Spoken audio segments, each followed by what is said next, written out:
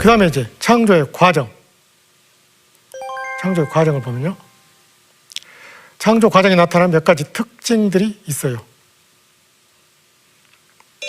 첫째가 뭐냐면 말씀을 통해서 이루어진다라는 것입니다. 말씀을 통해서 이루어진다라는 것.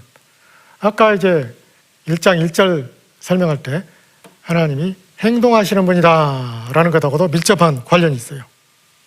말씀 창조.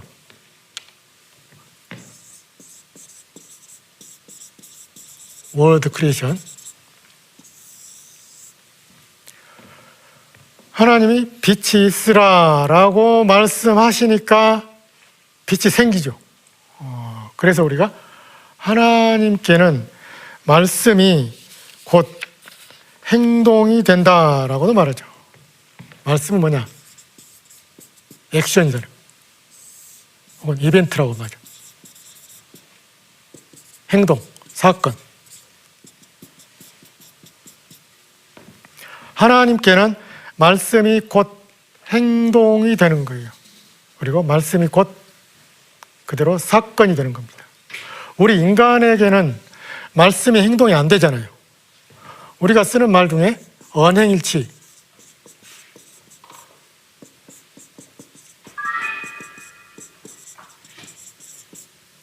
말과 행동이 일치하는 거, 이게 가장 어렵다고 말하죠. 그래서 우리가 요한복음 1장 1절 있죠. 요한복음 1장 1절. 태초에 말씀이 계시니라. 이것을 창세기 1장의 본문과 관련시켜서 우리가 생각하면요. 태초에 말씀이 있었다. 이것을요, 행동으로 바꿀 수 있죠. 태초에 행동이 있었다라고 해도 틀리지 않습니다. 태초에 행동이 있었다. 왜냐하면 하나님께는 말씀이 곧 행동이기 때문이죠. 그리고 엿새 동안 질서 있게 우주 만물이 만들어지고 있다.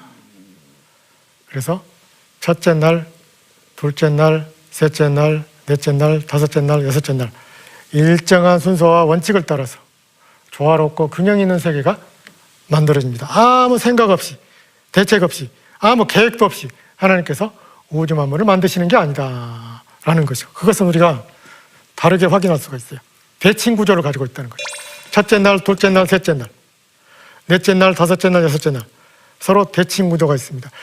첫째 날과 넷째 날이 대칭, 둘째 날과 다섯째 날이 대칭, 셋째 날과 여섯째 날이 대칭입니다. 예를 들면요, 첫째 날 빛을 창조하시죠. 빛이 있으라. 대칭되는 넷째 날 해와 달과 별을 만들죠. 첫째 날은 빛 자체, 본질로서의 빛을 만듭니다. 그리고 넷째 날은 그 빛을 발하거나 반사하는 광명체, 발광체를 창조하셨다. 둘째, 다섯째, 셋째, 여섯째 날도 마찬가지입니다. 대칭 구조를 가지고 있어요. 그리고 또 하나님의 창조가 일정한 양식을 따라서 창조되고 있어요. 5가지. 하나님께서 이르시되 도입부가 있어요. 말씀하시려고 하는 거죠. 그 다음에 명령하시는 거예요. 이거 그렇게 되는 거예요. 완성되는 거죠. 완료되는 거죠. 그리고 그거에 대한 평가가 있어요.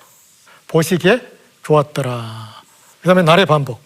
그러니까 일정한 이렇게 5가지 질서정연하게 창조를 잘 설명해 주고 있다라는 것이죠. 그 다음에 이제 우리가 이 창조의 과정과 관련해서 아까도 잠깐 설명을 드렸지만 창세기 1장 1절도 마찬가지지만 2절 이하의 내용도 한결같이 이스라엘의 주변 나라 사람들이 섬기는 또 신격화해서 신으로 숭배하는 것들이 실제로는 야훼 하나님이 창조하신 것들에 지나지 않는다. 피조물에 지나지 않는다. 라는 것입니다. 그러니까 아까도 1장 1절에도 말씀드렸지만 창세기는 궁극적으로 주변 나라의 자연종교, 다신교 절대 추종하지 말라. 그런 것들은 잘못된 것이다. 하나님께서 창조하신 것들을 숭배하는 잘못된 생각을 가진 사람들의 종교다. 그래서 그것을 공격하고 있는 것이다. 하나 예를 들면요, 바벨론 지역에 유명한 에노마 엘리시라고 하는 창조 신화가 있어요. 이 창조 신화에 보면은 대단히 많은 신들이 등장합니다. 그리고 창조를 주관하는 신도 나오고, 그리고 또 인간 창조에 동원되는 신들의 이야기도 나옵니다. 근데 이 창조 신화에 나오는 신들은 전부가 다 피조 세계의 어떤 특정한 그 국면을 대표하는 존재들입니다. 이를테면 공기의 신, 대기의 신, 하늘의 신, 또 바위의 신, 강의 신, 바다의 신, 이렇게 신들이 피조 세계를 대표하고 있는 모습을 확인해 볼 수가 있어요. 근데 이스라엘은 절대 이러한 자연 종교, 다신교를 용납할 수가 없는 거예요. 창세기 1장이 그것을 분명하게 밝혀주고 있다라는 것입니다. 자, 그렇다면은 오늘 우리가 배웠던 내용들을 중심으로 창세기 1장에 나오는 천지창조 이야기에서 우리 삶에 적용해야 할 교훈들이 무엇인지 같이 생각해 보도록 하겠습니다. 첫째는 하나님의 창조가 지금도 계속되고 있다라는 중요한 사실입니다.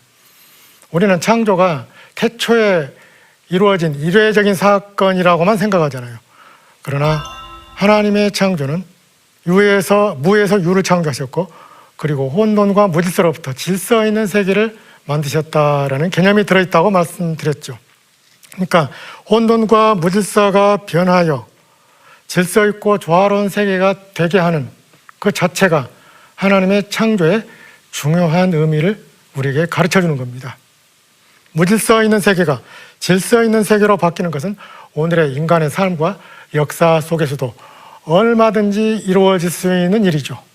우리 개개인이 살아가면서 고통과 절망에 빠져 있을 때가 있어요. 그것 자체가 일종의 카오스입니다. 혼돈, 무질서. 그런데 하나님은 우리에게 은혜를 주셔서 그 고통과 절망, 슬픔, 아픔, 이런 것들이 사라지게 하시지요. 그래서 우리 삶에 건강을 주시고 생명을 주시고 평강을 주십니다.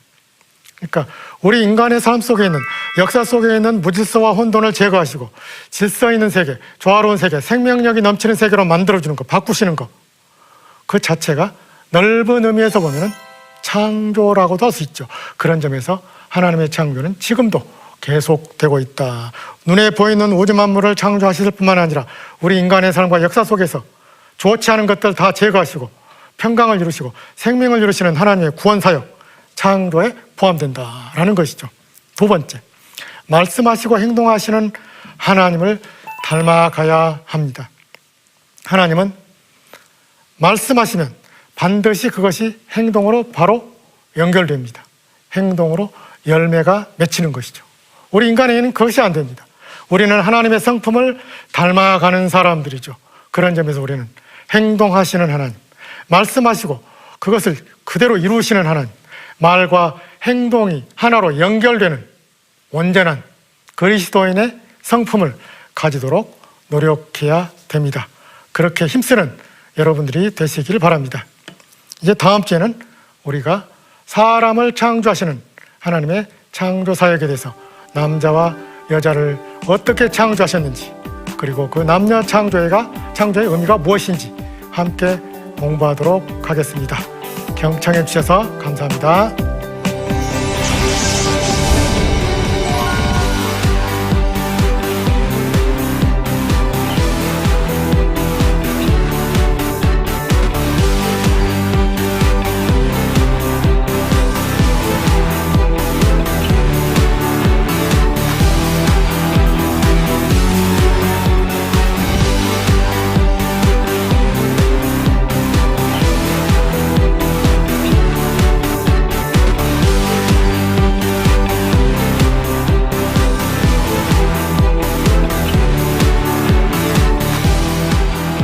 이 프로그램은 시청자 여러분의 소중한 후원으로 제작됩니다.